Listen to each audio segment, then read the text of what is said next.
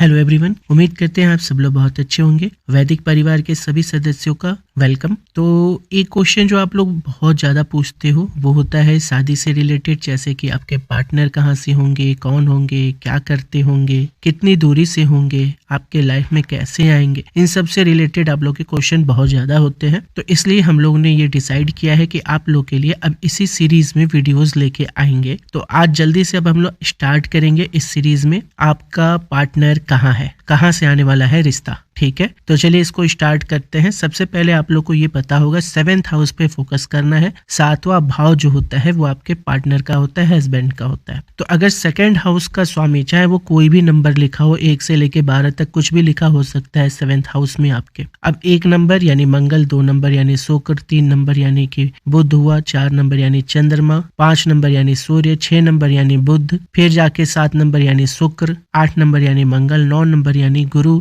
10 number Shani, 11 number Shani और 12 number गुरु। इस क्रम में आप लोग याद रखिएगा अपने 7th हाउस में क्या लिखा है। अब जब 7th हाउस को हम लोग आगे देखना चालू करेंगे तो सबसे पहले स्टार्ट करते हैं कि 7th का स्वामी यानी जो लॉर्ड होगा, अगर वो आपके 1st हाउस में बैठा है तो देखिए, क्योंकि अपने वाइफ का कनेक्शन आपके साथ खुद हो गया, 1st हाउस आप खुद होते हो, तो अगर आपके 1st हाउस से कनेक्शन हो रहा है, 1st हाउस में बैठे हुए हैं, यानी उस रिश्ते को आप पहले से जानते रहोगे। याद रखिएगा 1st हाउस में यानी आप पहले से जानते हुए होंगे। लव मैरिज होने की संभावना बढ़ रही है। अब कुंडली को पूरा पढ़ना पड़ेगा। चलिए 2nd में आ जाते हैं। अगर आपके 7th हाउस का स्वामी 2nd हाउस में आके बैठा है, यानी आपके प्रियजन, परिवार और फैमिली पर्सन ही इसको आपके सामने लेके आएंगे। फिर अगर आपका 7th हाउस का स्वामी 3rd हाउस में बैठता है तो आपके पड़ोस, आपके सिबलिंग्स, ये लोग आपके पास रिश्ते लेके आएंगे। इस पे होने के संकेत बहुत ज्यादा आ जाते हैं। फिर अगर इसके बाद हम लोग 4th हाउस में आ जाते हैं तो 4th हाउस में अगर आपके 7th हाउस का स्वामी आके 4th हाउस में बैठा है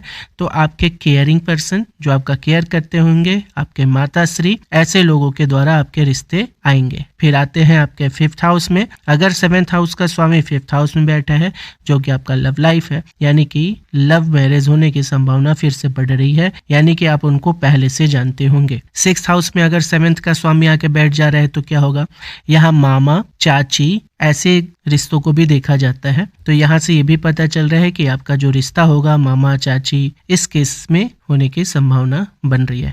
लेकिन यहाँ पे तबीयत खराब होने की भी संभावना आती है। चलिए, अब 7th हाउस का स्वामी 7th में ही बैठा हुआ है तो हम अब इसके और भी कनेक्शंस खोजेंगे। जैसे मान लो कि 2 राशियों के 2nd हाउस के कहाँ बैठ रहे हैं, दूसरा राशि कहाँ बैठ रहा है, इन सब चीजों को देखना जरूरी हो जाता है। लेकिन अगर 7th हाउस का स्वामी 7th हाउस में ही बैठा हुआ है, यानी यहाँ पे अगेन आपके पार्टनर, बिजनेस पार्टनर, क्लाइंट्स, इनसे रिलेटेड रिश्ते आने के संभावना बढ़ जाते हैं। जब अगर 7th हाउस का स्वामी 8th हाउस में बैठता है तो ये सडन चीजें होती है, यानी सडन ही किसी से बातचीत होगी, सडन ही शादी होने का तय हो जाएगा, सडन ही शादी के लिए रिश्ते आएंगे और फाइनल हो जाएंगे। ऐसी चीजें होती है, यानी एक इवेंट के थ्रू हो जाता है। अगर 7th का स्वामी 9th हाउस में बैठा है तो 9th हाउस जो होता है आपके भाग्य से रिलेट करता है, लेकिन यहाँ पे सिबलिंग्स का भी प्रभाव देखा गया है।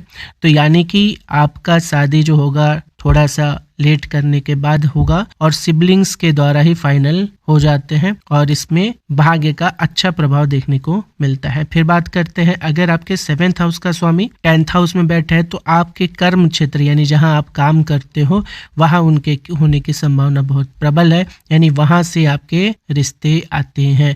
या तो पिताश्री के रिश्ते, पिताश्री के थ्रू, या पिताश्री के रिश्तों में से आ सकता है, या आपके कर्म क्षेत्र से आ सकता है। अगर यही 7th हाउस का स्वामी 11th में बैठ जाए तो फिर वही बात हो जाएगी, सिबलिंग्स के द्वारा रिश्तों के आने का चांसेस बढ़ जाता है। इसके अलावा वो आपके दोस्त हो सकते हैं, इसके भी संभावना बढ़ रही है। अगर यही 7th हाउस का स्वामी आपके 12वें घर में चला जा रहा है तो डिस्टेंस दिख रहा है, यानी कि वो इंटरनेट के थ्रू आ सकते हैं, चाचा लोग के थ्रू आ सकते हैं, मामी लोगों के थ्रू आ सकते हैं। तो यहाँ से आप देखोगे कि या तो इंटरनेट जैसे मैट्रिमोनियल साइट्स होते हैं ना, तो इस तरीके से हुआ, फिर इंटरनेट पे कॉल और जो सोशल नेटवर्क है इसके थ्रू, या आप कह सकते हो कि चाचा, मामी, इन लोग के रिश्ते से आपके पास शादी का न्योता आ सकता है। तो ये तो था कि वो लोग कहाँ से आ रहे हैं, कहाँ पे हैं। अब हम लोग आगे बात करेंगे उनके नेचर के बारे में, वर्क के बारे में, डिस्टेंस क्या होगा, ससुराल पक्ष क्या होगा, अगली वीडियो में। तो साथ बने रहिए और कितना सही है ये जरूर कमेंट करके बताएं जिनकी शादी हो चुकी है।